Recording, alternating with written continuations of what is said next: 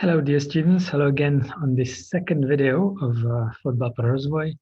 This video will be dedicated to explore a certain context of our work and a specific challenge we are facing, and the challenge you will be asked to explore yourself and maybe find solutions to.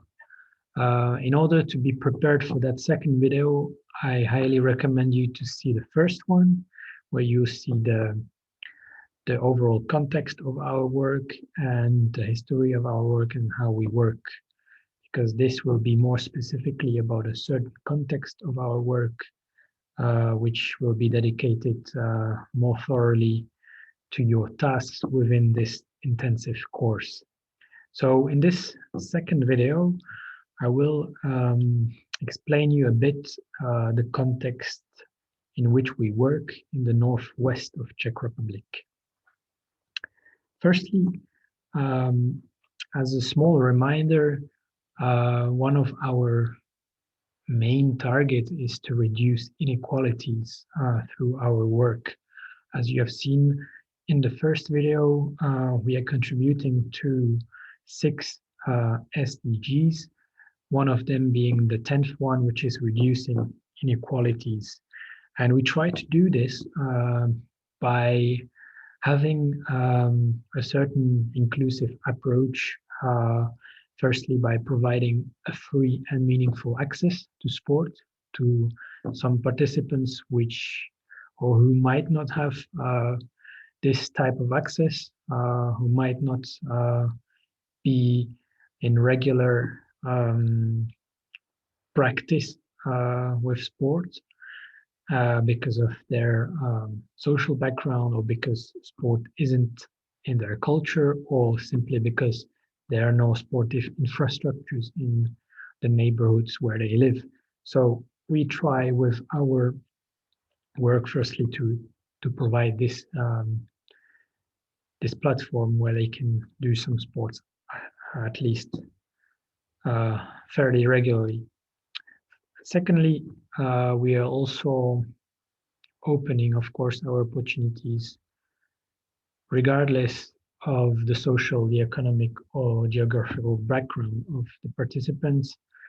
And by that, we also create connections between people who might not at first be meeting each other, but through the platform of football, they're able to meet each other and being able to, let's say, overcome maybe certain prejudices or predefined ideas about each other. So the football platform gives this opportunity for young people to meet and get to know each other and eventually also respect each other. So, and finally, what I can say is also that we're trying to be as inclusive as possible by making the voice of the participant as important as it can be into the development of our activities. So by always consulting them, by asking them how they see things improving, and by taking these things into account as we develop our activities. So reducing inequalities is very important to us, but as you will see in this video, it's not always that easy, as certain contexts are very much specific and the inequalities are very high itself. So to illustrate this today, I would like to firstly give you a little background of the geography of the Czech Republic, and specifically the area where we'll be looking at in this video. After the Second World War, there is a region in the northwest of the Czech Republic which is called Sudetenland, which used to belong to Germany, and which after the Second World War was, let's say, deserted by Germans and somehow repopulated by other communities, such as the Roma communities, for example. It used to be a very rich industrial region, but as the industry fell down, that whole region sort of got poorer and also got more and more isolated from the centers of the countries and the economic centers of the country. So it's a part of the country which is facing a number of difficulties socially and is often left aside by the state when it comes to economic development and social development. To illustrate that, and even to give you a sad example of how far it could go, that not long ago, in October 1999, a wall was built in the city of Ustin and Labem, in that region I've told you about. And that wall was built on purpose to separate the Czech people from the Roma communities who were living there. So that was built very much to exclude socially even more certain communities in that region. And as a sad fact from that time, even a game, computer game was developed at that time based on that story, where the aim was to shoot at Roma illustrated people in the game who were appearing behind a wall.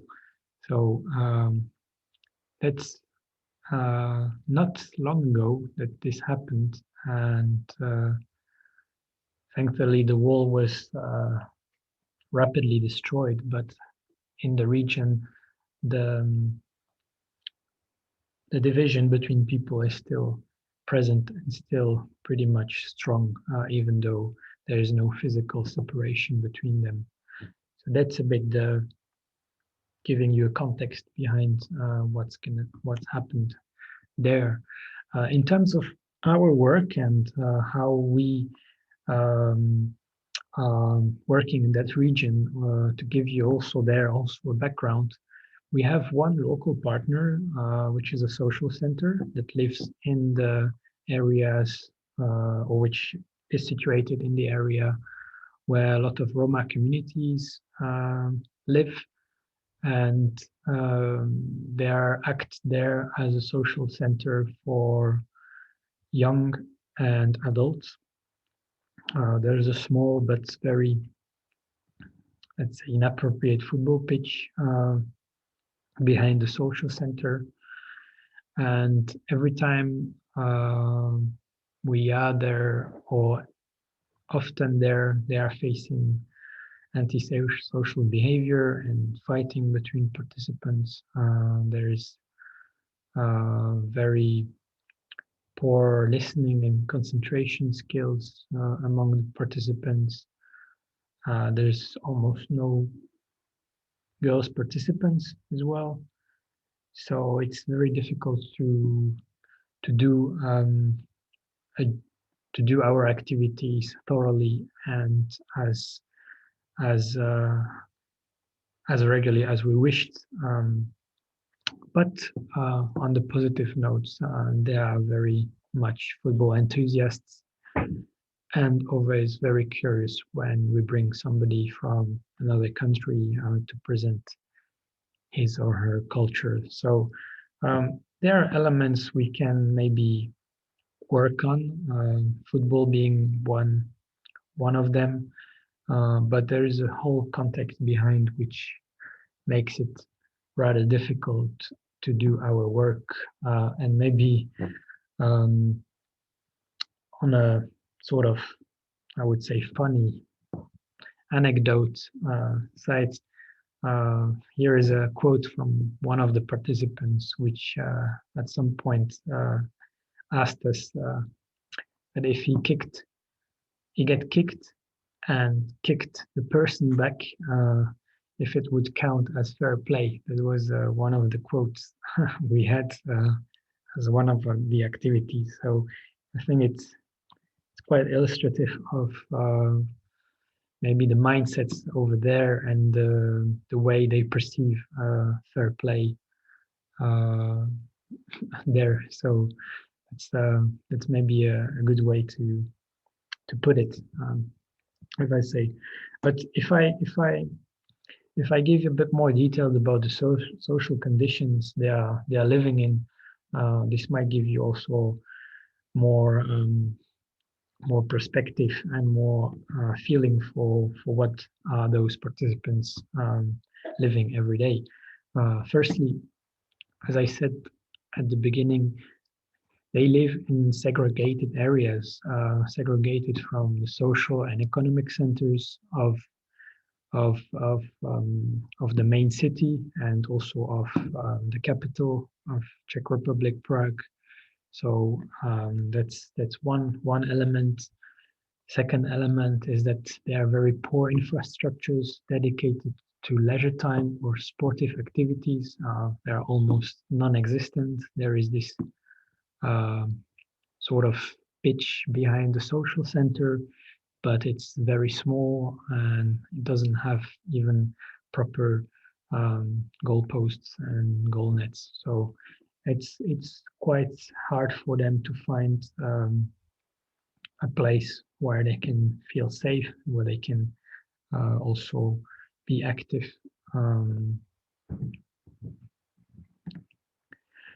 Then second thing or third thing is also that they are segregated at school. So their schools are very much dedicated only to Roma kids.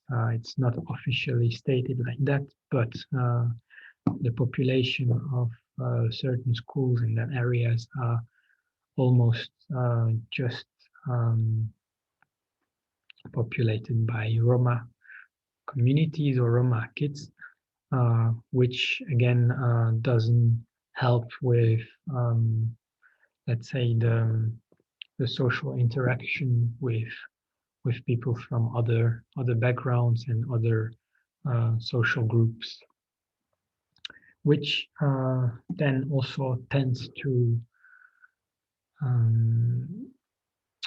force the young people to drop out of school quite early and to then seek employment rather early without even finishing the secondary school.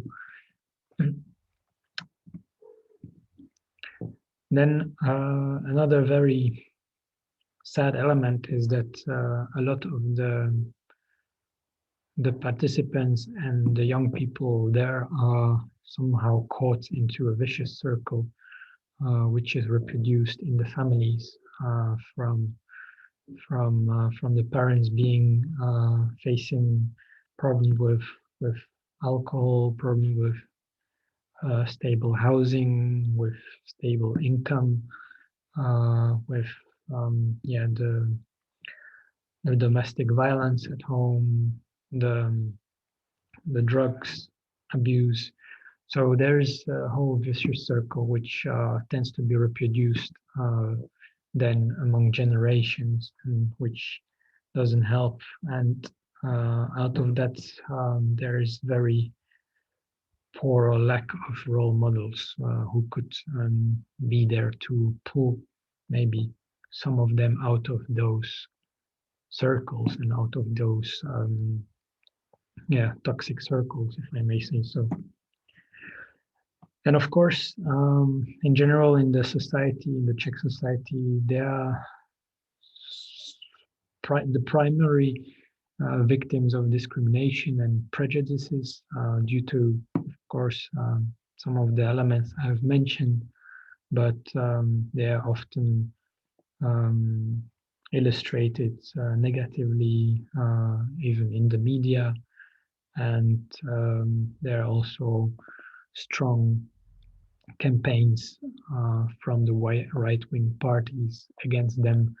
And nowadays, especially when we see a stronger polarization in the society, the victimization is even stronger, I would say.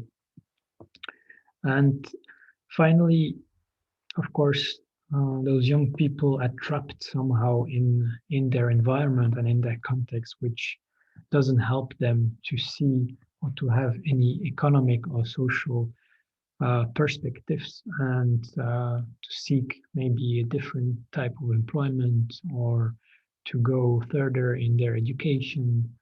But also there is no perspective to even move geographically and maybe settle into another area, because um, they are often just trapped in their own environment and even don't know how to get to another area or how to move out of a certain area. So these are very numbers of elements which makes the work in that area difficult. And the task for you is maybe to bit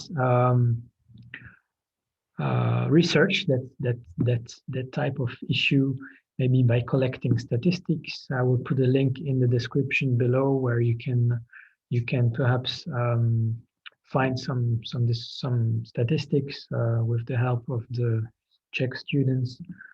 You can probably also try to find examples of similar cases in other countries.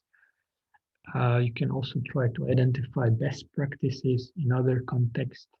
And finally, perhaps try to formulate possible solutions to develop and to address these issues I've now pictured you, and how football or other type of sports can help in this type of environment and in this type of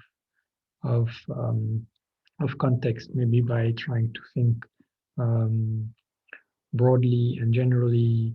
What are the interventions needed? What are the type of infrastructures needed? What type of activity? What the regularity of the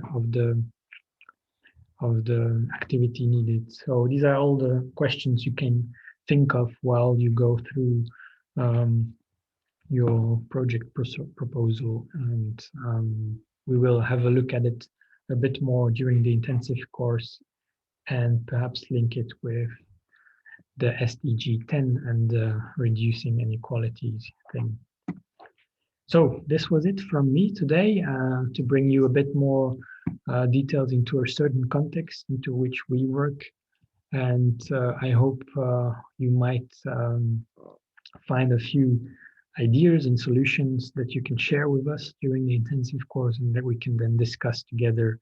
And we will be happy to hear from you. So that was it from me. I wish you a good time, and I'll see you during the intensive course. Thank you.